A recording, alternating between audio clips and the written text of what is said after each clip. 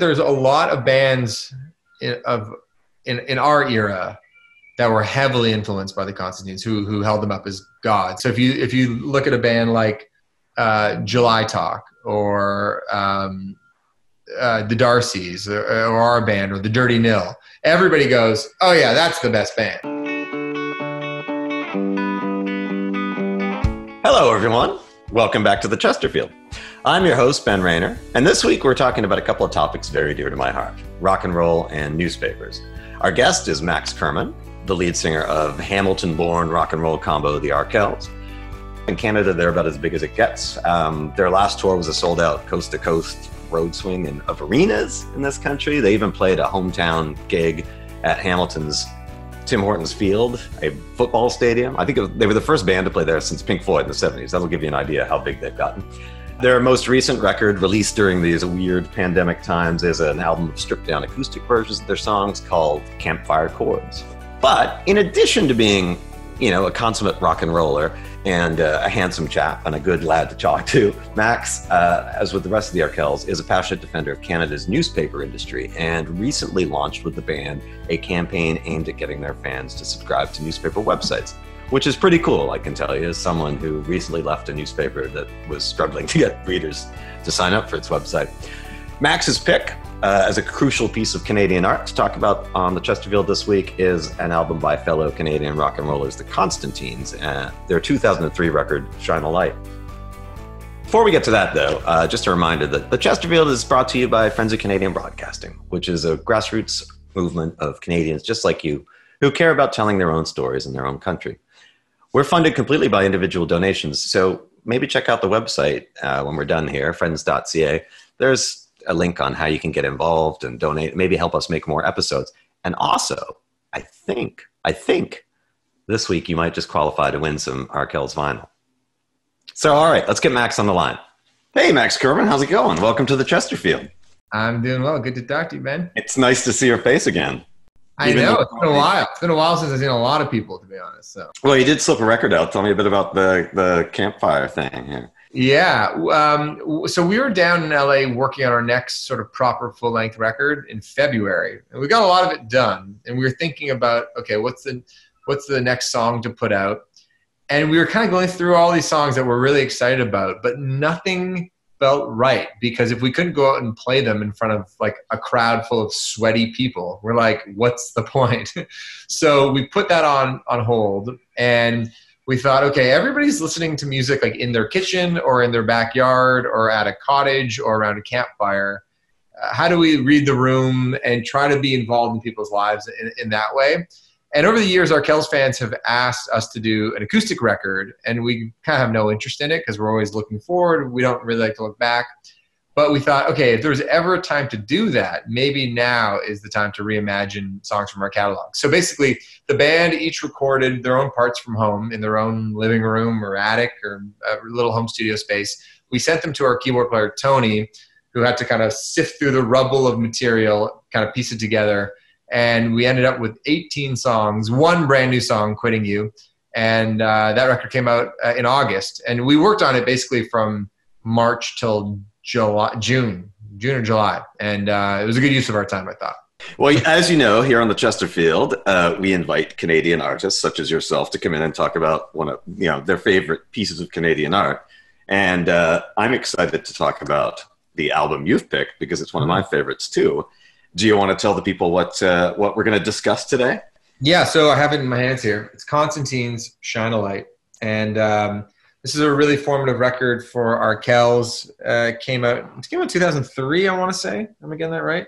I was in high school in Toronto, and I was really interested in getting involved in the music industry in one way or another. And a teacher of mine happened to be married to a booking agent. He's a sort of a legendary figure in Canadian music, Rob Ziffarelli.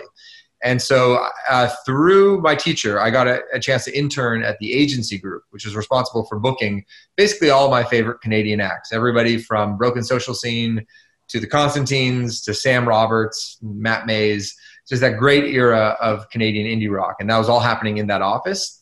And I remember it was around the time the Cons had just been on the cover of probably like Now Magazine or I forget, one of the weeklies that also their featured heavily in Exclaim, and they had signed to Sub Pop, and they were sort of like one of like the new sounds coming out of Toronto. And Rob Zeffirelli was their agent, and he gave me the CD. And I remember listening to it thinking, this is actually like maybe above my head, because I grew up listening to a lot of the Beatles and Motown, like a lot of my parents' music. And this was a lot more abrasive. So I didn't really understand it. I was kind of like out on it.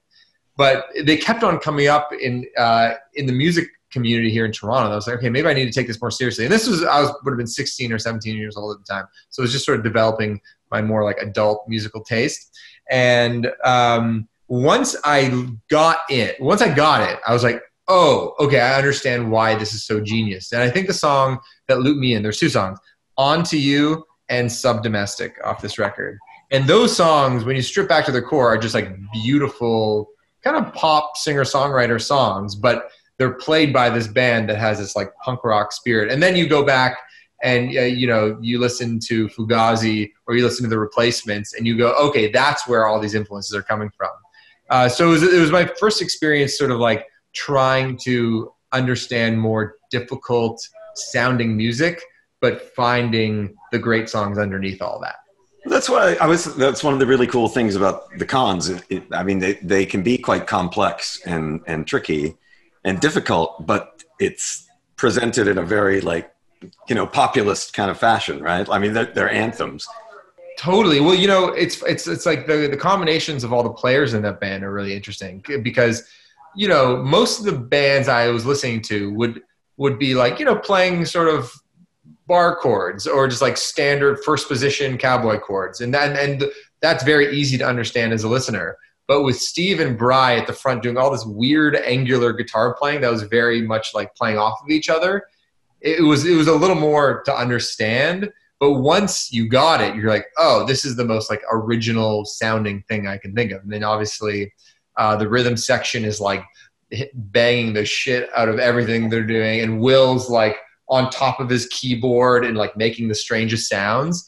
And I think it was another big part of it. So once you saw them live, you got it even more. I remember being at South by Southwest when Shine a Light came out. And it was like the year that Metric and DFA and Broken were all blowing up. And it really did seem for a moment there like anything was possible for Toronto bands. Like it really did kind of crystallize a moment. And I think the fact that they wrote such huge anthems like Young Lions kind of made you think they were going to, go the stadium route for a little while. Do you guys steal any tricks from the Cons playbook on Shine a Light? Do we steal tricks? Yeah. Oh, yeah. All the tricks. Are you kidding me? Well, the riff in Oh, the Boss is Coming is very much, and people have pointed this out, is very much Nighttime, Anytime. I can hear that. Yeah. We also, the next record, Draw Us Lines, is very similar to our song Deadlines. And again, like if you listen to those two songs, I smell a lawsuit. Yeah, hey, bring it. That's fine. Well, that's fine. We are, but the Cons, what makes the Cons so awesome is Draw Us Lines is stubbornly sticks to one chord. They're like, fuck everybody. It's G. That's it. We're going to have one crazy drum beat, a loud ass drone, and Bry's going to be shouting some shit at you. Our song is a slightly more populist version, which is like two chords. You can kind of go through their catalog and there's lots of places where we're like, oh, that's an amazing idea. But to us, that's always been like the beauty of songwriting. And now it's kind of cool that like there are bands that, people go, oh, that's like an Arkells thing. And the fact that we can be that for a younger band is also awesome and part of the lineage of music. What do you think is Shine a Light's legacy in terms of like its position in can rock history? Well, I can say that there's a lot of bands in our era that were heavily influenced by the Constantines who held them up as gods. And so they're definitely like the band's band. So if you look at a band like July Talk or the Darcys or our band or the Dirty Nil, everybody goes, oh yeah, that's the best band. So it's like they definitely influenced in a large way the next round of bands that came through. Oh, as you know, the Chesterfield is produced by Friends of Canadian Broadcasting, but it's not just broadcasting that Friends supports or champions. It's like Canadian culture in all its form. And I would very much like to talk to you a little bit about the Arkells' efforts on behalf of the newspaper industry recently, because that is a valid and vital part of Canadian culture too. So maybe just for people who don't know about the support journalism program, do you want to give me the Coles Notes version of what you guys set out to do and what motivated you to do this? Sure. Yeah. At the top of the year, we were just thinking about how to support our local newspapers. And we know that there are so many local newspapers that are closing, in Hamilton. We're always worried about the Spectator, closing up shop. And, I don't think Guelph has a local paper anymore. And I think local news is really important because it's very easy to get in an existential crisis when all you're doing is following what's happening like on the global stage. Meanwhile, there are many, many practical things you can do in your own community. But if the news isn't being reported, if local journalists aren't holding politicians and business people accountable, then you won't know what to do. And you'll sort of be like paralyzed, I think. So what we did is the way we wanted to use our platform and show support is we want to incentivize people who like the band and who also like supporting journalism, but have sort of run from the paywall. It's like, and everybody has that instinct to be like, oh, paywall, nah, never mind. I don't need to read it. We're like, okay, how can we get people to actually sign up for a local newspaper? And we offered a free Arkells t-shirt. So basically, if you prove to us, just send a screenshot of you signing up for a subscription to a local paper or a local magazine, we will send you an Arkells shirt. And so it was sort of like a win-win. I think it was like a way for us to shed light on something that's important to us. And it's also another way to get more subscriptions to local organizations. Well, I also, it's the death of the slow death of newspapers is like part of the erosion of democratic thought. It's part of we're losing that discussion. We're losing the informed public. And I think, like this is like what you guys are doing is actually really cool. I'm surprised more bands haven't thought of it. Yeah. Well, obviously we weren't going to save the industry ourselves, but I think it's just like highlighting that sort of like psychological hurdle that we all have when it comes to paying for real journalism. Just like highlighting it, just like, don't run from the paywall. Like, what can we do? Like, what conversation can we have with you to not run from the paywall? And like, can you just think deeply about it for 5 seconds?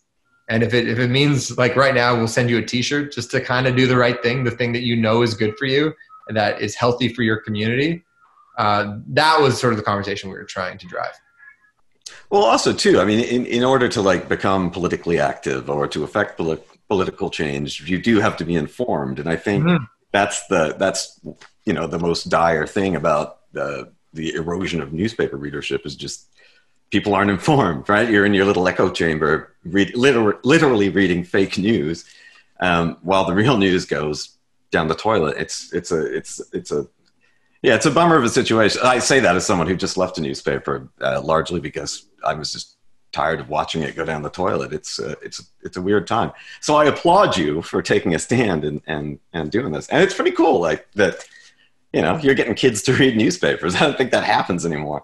Yeah, I mean, I've always been appreciative of our audience, and I think we have a lot of anecdotally, it feels like we have a lot of teachers that are fans of the band and a lot of nurses. I don't know. It feels like we hear from that community of civil servants.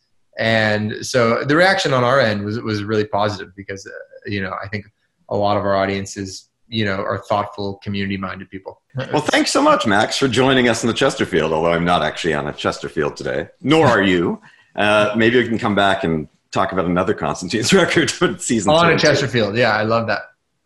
No, thanks so much, man. It's always a pleasure talking to you. Yeah, likewise, Ben. Keep well.